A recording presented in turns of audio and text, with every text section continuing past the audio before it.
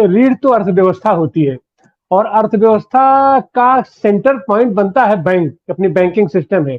जिस banking system को हम महाजनी अपना व्यवस्था से निकाल करके बैंक बनाए, फिर बैंकों का हम राष्ट्रीयकरण किए, तो यह प्रोसेस तो और आगे बढ़नी चाहिए थी। लेकिन हम देख रहे हैं कि फिर वो ये राष्ट्रीयकृत बैंकों से किस तरीके से उसका दुरुपयोग करके सारे धन वहां इकट्ठा थे और एक साथ उसको लूट लिया गया। तो इस प्रोसेस को, इस प्रक्रिया को आप कैसे देखते हैं? और उसमें खास करके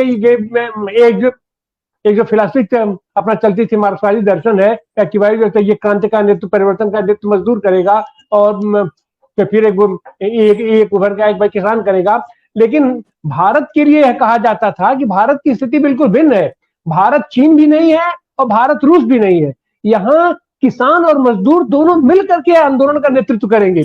तो अब तक तो मजदूरों का आंदोलन हम लोगों ने ये इतने बड़े बड़े आंदोलन देखे, अब जिसके लिए हम जो बैंकिंग में अपना सुधार हुआ, ये सब तो हम देख सकते हैं, लेकिन उस तरीके से हुआ नहीं। और किसानों का भी पहली बार अपना किसान आंदोलन ने अगड़ाई लिया, एक साल के आंदोलन चला करके, तो कुछ तो आंशिक सफलता इन लोगों ने प्राप्त की। अभी यह जो किसान मजदूर जो एक साथ होकर के आया है, तो आप उसको क्या देखते हैं? ये आंदोलन अभी ये पिकअप नहीं पकड़ पा रहा है। पिछले 10 साल में सबसे बड़ी बात जो हो गई वो किसान आंदोलन है, और उस किसान आंदोलन के साथ बहुत देर के बाद मजदूर आंदोलन जुड़ गया है। देर से ही, लेकिन सही है। दोनों को साथ में, आज के देश के जो प्रॉब्लम्स है वो मजदूरों के और किसानों के सिर्फ नहीं है, वो तो उनका सबसे बड़ा हिस्सा है। लेकिन वो देश के असली प्रॉब्लम जो है कि देश की संसदीय व्यवस्था को बरकरार करना, ये बात किसानों में और ये बात मजदूरों में, चाहे पढ़े लिखे हो या पढ़े नहीं है, इनके दिमाग में जाना जरूरी है, क्योंकि वक्त बहुत कम है। नहीं तो इस संसदीय जो डेमोक्रेसी है इसको खत्म करने की बात जब आती है, क्योंकि बात वही थी ना, ये 3 कानून आए थे, किसानों ने मांगे नहीं थे। वो तो अदानी के लिए एक ऐसा नक्शा बनाया था। एक अमेजॉन है, एक मल्टीनेशनल कंपनीज है, मतलब जो खेती व्यवस्था में काम करते हैं, और अदानी जैसे लोग हैं जो खेती व्यवस्था पे कारपोरेट कब्जा करना चाहते थे, उनके लिए वो कानून बनाए थे।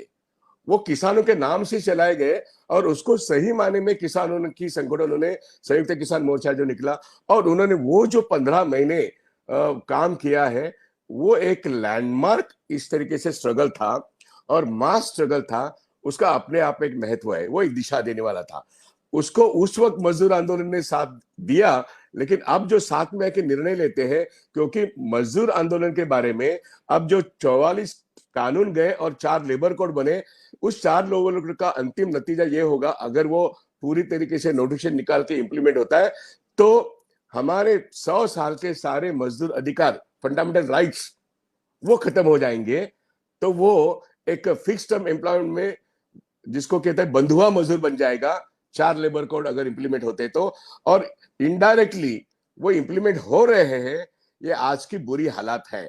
और ऐसे वक्त किसान और मजदूर साथ में काम करेंगे, ये बहुत इंपॉर्टेंट बात है। लेकिन वो इतने अच्छे तरीके से काम नहीं कर रहे हैं, साथ में बैठते हैं, लेकिन उनके डिसीजंस और उसका इंप्लीमेंटेशन, ये साल में एक बार कुछ डिसीजन लेना, कुछ एक तालकोटरा में आना, जंतर मंतर में आना, ये काफी नहीं है। उसके लिए जो एक हर देश भर में एक माहौल बनाना चाहिए, वो माहौल नहीं बन रहा है, वो बहुत जरूरी है। और इसलिए जो संसदीय लोकशाही को टिकाने की जो एक पॉलिटिकल मूवमेंट है आज के जमाने में, चाहे वो भारत जोड़ो आंदोलन से जुड़ी है, तो उसका और किसान, संयुक्त किसान मोर्चा और मजदूर आंदोलन, कहीं तो इसमें मेल मिलाप होना जरूरी है। मैं समझता हूँ कि पॉलिटिकल पार्टी का जो इंडिया फॉर्मेशन अभी बन चुका है, उसी के तहत वो आगे बढ़ सकता है। तो वो एक बात अच्छी है जो मोदी राज को खत्म कर सकती है। अब जहां तक आपने जो सवाल उठाया,